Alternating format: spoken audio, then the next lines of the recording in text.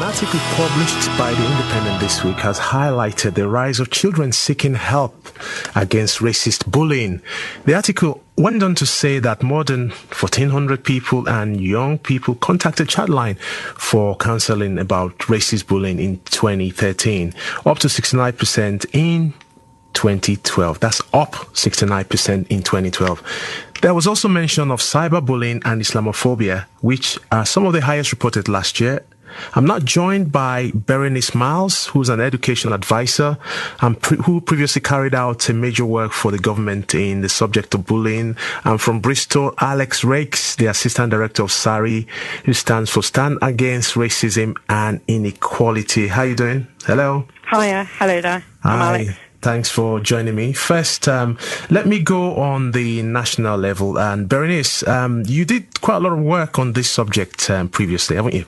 Yes, I have. I had done a lot of work, particularly on bullying on the grounds of race, religion and culture within the local authority, and a lot of work working with children and young people. I'm particularly interested in listening to their voices and experience and advice. And in fact, together with about 100 children and young people, I had previously written a booklet of advice to teachers and schools. Okay, I am going to come back to you, Berenice and Alex. First, I'm also joined by Omar Chowdhury. And Omar, hiya. How are you? Omar? Hi. Hi, how are you doing? I'm okay. Okay. Omar, how old are you now, Omar? I'm 18. 18. And could you share with us some of your experiences when it comes to bullying in the past? Well, I grew up in the inner city in Bristol, in Eastville, but I moved out to North Somerset, where, needless to say, it's very majority white.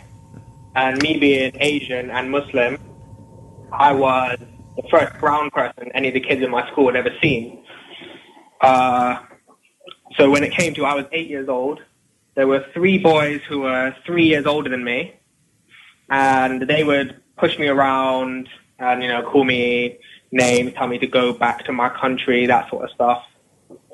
And I told my parents, the school, not much seemed to be done about it. They would push me into the corner of the field, and no one ever saw anything officially, but, not a big school. I'm pretty sure people saw what was happening. And did you, besides your parents and the school, did you share this with anyone else locally, say maybe the authorities? Sorry, what was that? Did you share what your experiences was with, say, maybe the local authority at that time? Not exactly. I mean, my parents I told, school we told, but no counsellor or anything like that. And what eventually worked for you? Well, at the end of the year, those boys left the school to go to the secondary school.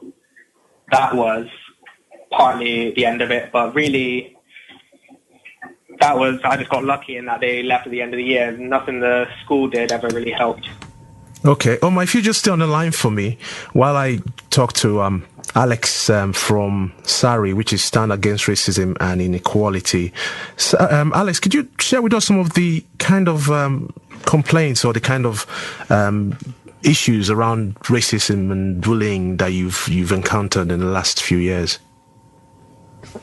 We have been running an education service or dealing with racist bullying against children really since SARI started about 23 years ago.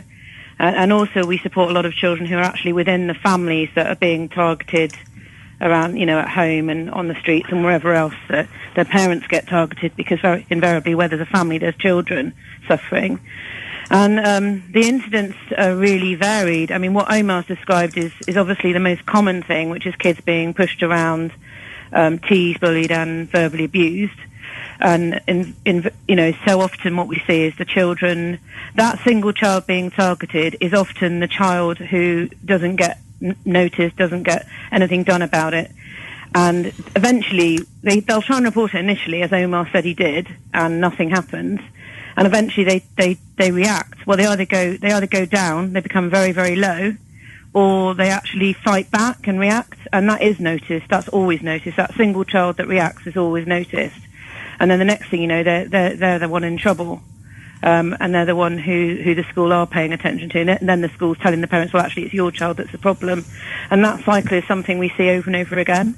And that is at a local level. Nationally, Bernice, you did a lot of work for the government. What's happened to this work? I mean, that's supposed to address this. Well, we did. We produced very extensive guidance. There were actually 134 pages specifically on bullying on the grounds of race, religion, and culture, and it had information and guidance. It had students' voices. It had staff training exercises, resources information. You've got to think of it as a whole series of about 6 booklets on different aspects, and it was led by officers of the equality section of the then DFES, and children were involved in creating it, head teachers, staff, voluntary sector, professional organisations, and so on. It was a very lengthy process, and it was very, very special, but it was withdrawn by the current government when they came into power. So if you're asking, it was withdrawn. The work was withdrawn. It was withdrawn. Yes. Why was that? What was the reasons that they gave behind that? Well, it was withdrawn because the government believed that it was too prescriptive. Their view was that schools